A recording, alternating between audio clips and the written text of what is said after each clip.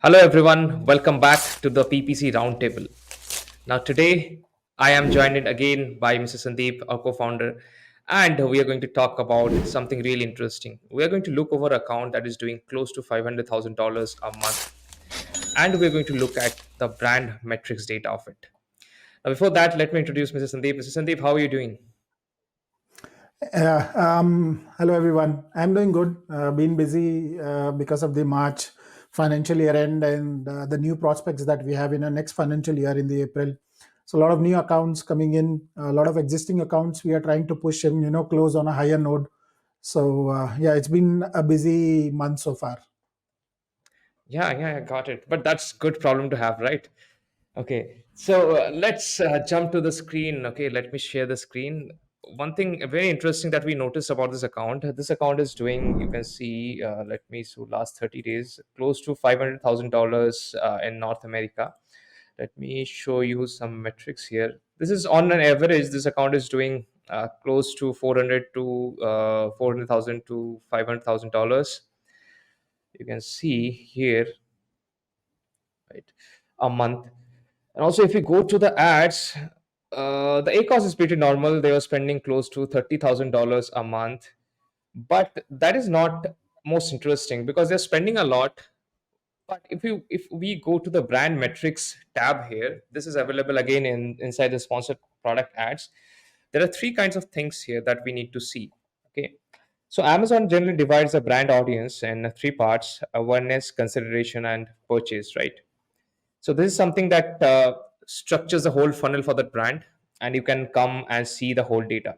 So let me explain what is awareness is. Awareness is basically how many people or customers are searching by your brand name, but they are not engaging with your listing or purchasing. That means they are not viewing your product listing or adding to cart or purchasing. Okay.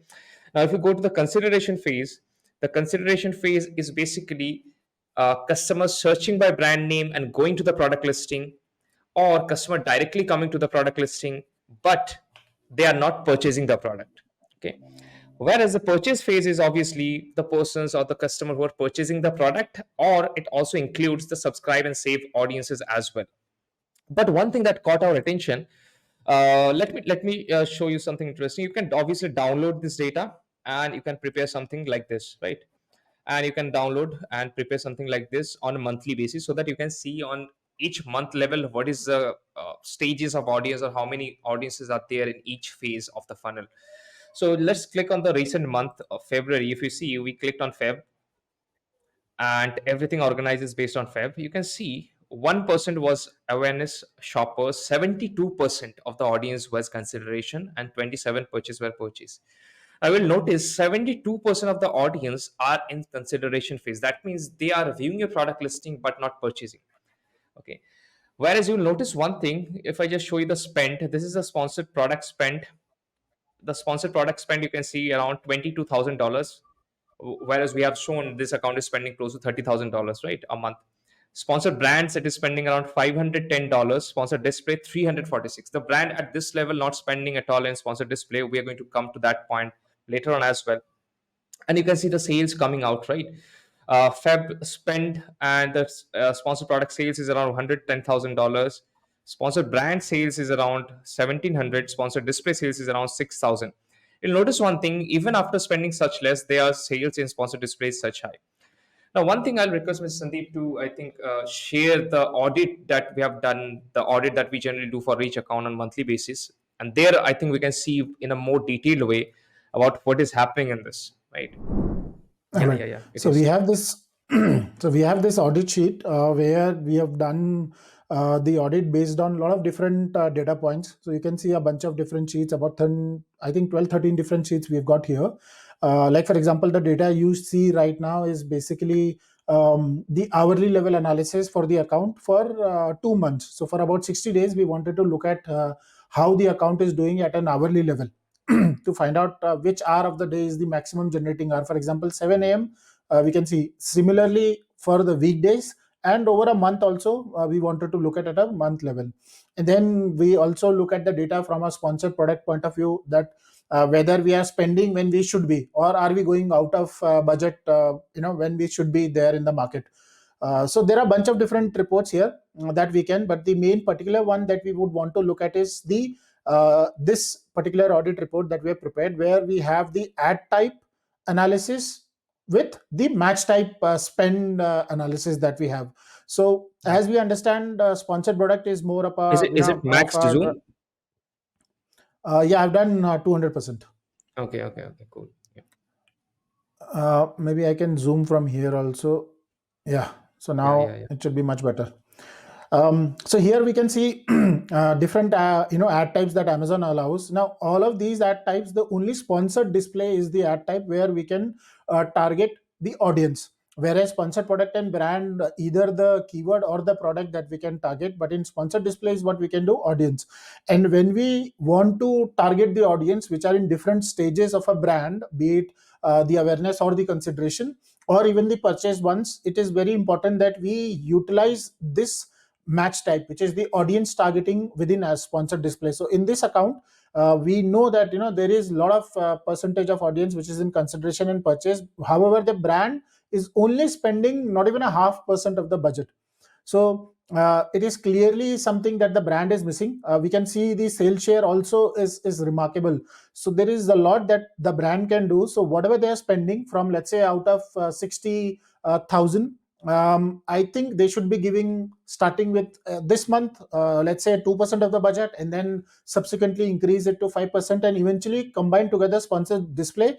10% is a good distribution, giving to display, because the placements that a sponsored display has, be it product targeting or audience targeting, these are unique placements. Okay, sponsored product or sponsored brand cannot get these placements.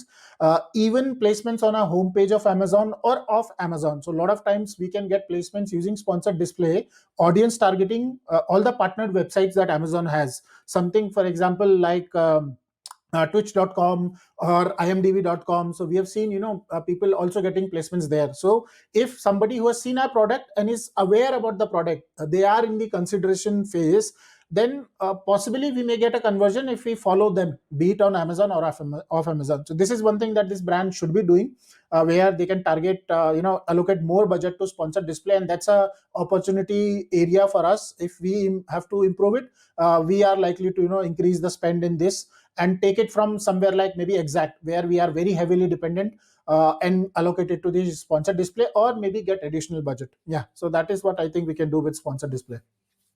Yeah. Also, um yeah, what yes.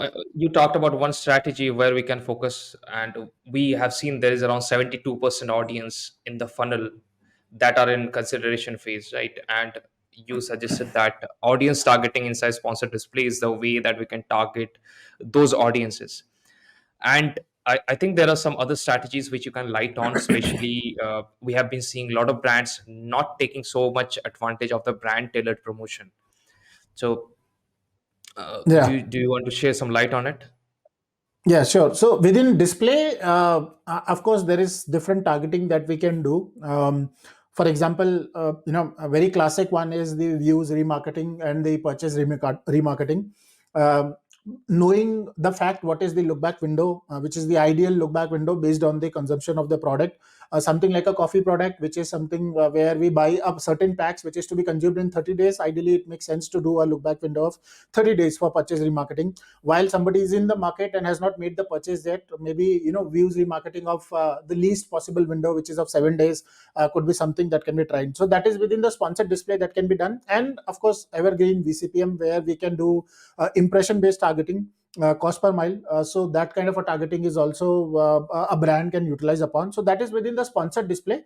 But if we look at beyond sponsored display, then we've got something called as brand tailored promotions, which a lot of brands do not utilize. So in this brand tailored promotions, all we have to do is identify the category as per the tailored promotion. So there are multiple tailored promotions that Amazon has. Let me quickly share my screen. And yeah, so I have opened brand tailored promotions. So this tailored promotions, if you see, we have run a bunch of promotions already. Some are completed, some we had to cancel. Now, if we go to promotions tab, and in promotions we have brand tailored promotions, we come to this screen where we can do create a tailored promotions. So when we do create a tailored promotion, the brand that we are doing it for, the name will be visible here, and then all the different audiences Amazon has categorized that we are eligible for. So if the brand is relatively new or not getting enough traffic, likely that we may not have all of these enabled. So in this case, this brand has a lot of traffic, so all of these audiences have already been enabled for it, but you may see some not enabled for you. So there are different sections of audiences that we can target here. For example, brand followers. So if you see, there are about 3235. So brand followers is one such category where all the followers will get the discount that through this promotion that we want to reach. So if I select this and go to next, then all I have to do is give a name of the promotion. So let's say it's a test, and then I have to allocate a budget, customer discount basically. So minimum 10%. So this is, let's say if we go with a 10% discount and allocate a budget of, let's say, $1,000, and then give a start date and end date.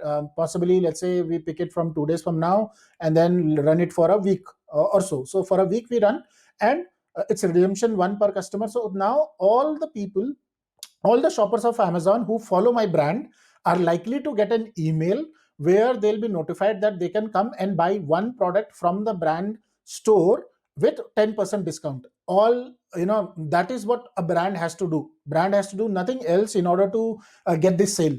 The only sale, the effort that the brand is doing is setting up this promotion with a 10% or a 20% or 15% discount.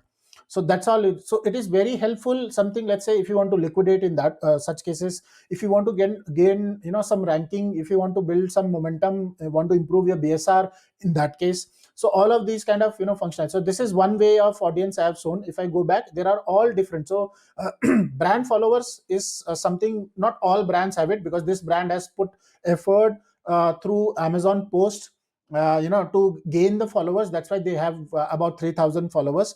But something very common that most of the accounts have it is like potential new customers. So these are the customers who visited your product page, okay, but have not bought from the product in last 90 days. So that is what it also says here. So this is one kind of audience where we can try to attract a new audience, or maybe we can look at recent customers who have bought from us in last 12 months. So there are different options based on what is available for you. You can choose that format and try to see if you can get that extra sale by just setting up this promotion and offering 10% or 15% of discount that you want to offer. And this is only available in amazon.com as of now, is what I believe. So we can make most use of it. So this is one of the way where we can reach out to more audiences and capture them who are either in consideration or is in a purchase funnel already. So this way we can utilize this. Okay. So yeah, Sami. Yeah, got it. So now we talked about how we can target the people who are in a consideration phase as well as who are in purchase phase, right? But let's talk a little bit about the people who are in awareness phase, who are searching our brand name but not engaging with our content. That means not going to our page or not viewing our product or not purchasing, right? But searching our brand name. So to look that there is not enough data that Amazon provides, though we have some bit of a data to do that kind of analysis as well. So when we do audit of an account, we do pick that up as well to see how is the brand awareness moving into consideration and then purchase. And we also try to compare it with the market. How are we doing with respect to the market? Is there a possibility that even for a branded term, maybe we are not doing better than the market? Possibly because competitions are very heavy with respect to the advertising on those branded terms. That could be one scenario. Or we have not focused on those terms. So let's quickly look at that as well. Let me share my screen. So how do we do this? This is one way for us to do is, again, going back to the audit sheet, is to basically look at the search query performance data, because that's where we get all the search terms from Amazon. So the way I'm looking at, if I just reduce the zoom for quick bit to just show you this in single screen. Yeah, so I'll zoom it again. But here, if you see, we've got bunch of different terms, and then we have this is all search query performance data, and then we have got different columns here. So mainly if you look at column J and column N, they are talking about add to cart and purchases. So basically they are talking about somebody who is already into the consideration funnel, who are considering our product to be worthy of buying, worthy of bought. So here, if you see, if I put a filter for the branded terms, so that then we can check. If I just type the brand name and press OK, so now it did not. I have to click here.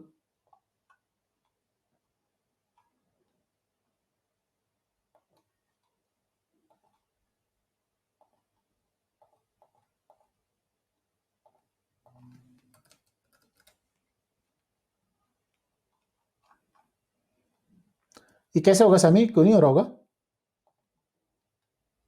एक second. Yeah. So now it is done. So if you see, I put a filter of brand name here, and all the branded terms are visible. Most likely we'll be masking the data that we have here, but what I have right now in front of me is all the branded terms. So for every branded term that we have here, we can look at how are we doing with respect to the market. So ideally it should be what we see right now. If you see here, all these lines are inclined.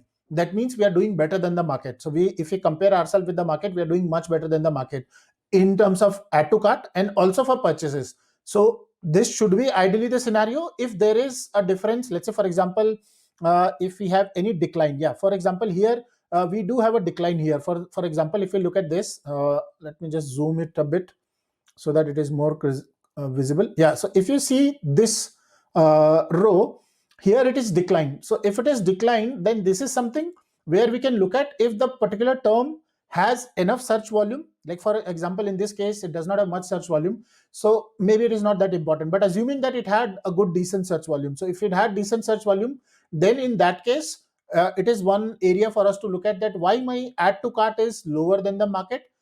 And purchases also, if it is not, here it is, since it is 0 0, so it's a flat line, neither inclined nor declined. So we can look at this way also, and then understand whether people searching with our branded terms are actually considering and buying our products or not. So add to cart is more of a consideration. Anything after click is basically consideration, but and then purchases here. So we can look at here how we are doing it with respect to purchases and consideration by looking at these two graphs using search query performance for our branded terms. Yes, Samay. Got it. Okay. So also another thing,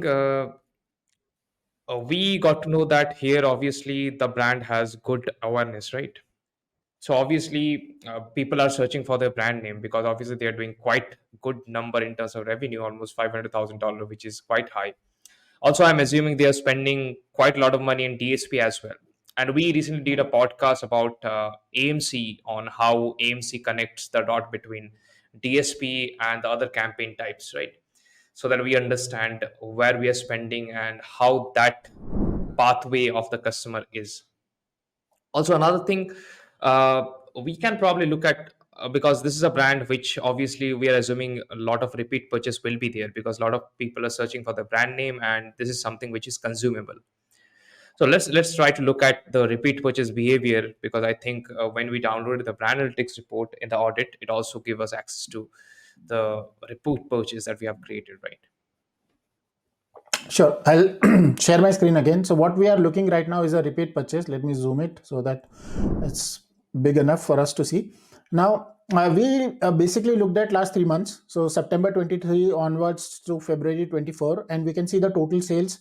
So how the total sales is. So on an average, I would say it is about 400 to 450K on an average. A repeat sales out of it, we can see, is about 30,000. Okay, so about 30,000 is the repeat purchase. So what we can do is, we can also look at the change that we are doing with respect to the previous period in terms of repeat ordered sales. So for example, here we can see 31%, 4%, then it's a negative. That means for some reason we are not doing as good as in terms of repeat purchases. So usually the scenarios when we see this negative is possibly because when either fulfillment issues, or not enough subscribe and save offers from the brand, or not enough retargeting for the audiences who have already bought the product. So these three are the main reasons which we see when there is a decline in negative repeat purchase orders. uh, and if you look at total business of the account in terms of repeat, so it is somewhere around 8%. um, I would say 10% and above is a very good number. In some categories where we also seen 15% plus, but I would say 10% and above is a good number where we are getting a decent repeat. That means our product is being accepted by the customers, the shoppers, and they're coming back and buying again and again. So out of 100, if 10 people are buying again and again, it's a good purchase. So what we need to do is we need to focus on increasing this total sales, if we can increase, so that our repeat also increases. Yeah, I think one thing this brand can do, which obviously we are starting to do, is focusing more on targeting the consideration phased customers, right, who are into the consideration phase, because we have seen the brand is not spending at all in sponsored display. And that way I think we can increase more repeat purchase, because maybe the customer is looking to buy but the ads are not going to them, right? That might be the reason that the repeat purchase is also low. Also, we are doing one thing. We are doing our next PPC Roundtable podcast on going over and checking repeat purchase behavior across different categories, so that you can have a idea on how the repeat purchase behavior happens in across different categories, whether that can be in travel, whether that can be in edible substance, whether that can be in supplements, how that happens, so that we can craft strategies based on that, and you can have a pathway on how we can move forward and increase the repeat purchase as well. So let me share my screen. We have something exciting for the audience. Also, here you can see the SOP. This is a beginner friendly Amazon ads SOP on campaign creation. You can see the campaigns, what are the purpose of that campaigns, target, then metrics that you need to evaluate, what is the frequency of bid optimization, then what you need to optimize, what is the frequency of optimization, what would be the goal for the next optimization, all this kind of things, starting from sponsored products to going over to what we discussed today about creating more product targeting and audience targeting campaigns, or most of sponsored display, purchase remarketing, views remarketing. You can see all this. And the way to get this is just comment below Amazon ads, and we will make sure we share it in the email with you. So I think that was a fairly good discussion today about how we can increase the purchase of account and target those people who are in consideration phase. So thank you so much, Mr. Sandeep, for again sharing such valuable insights today. And we will again join again on the next PPC roundtable. Meanwhile, thank you so much, guys. Thank you for joining today. Thank you. Thanks. Bye.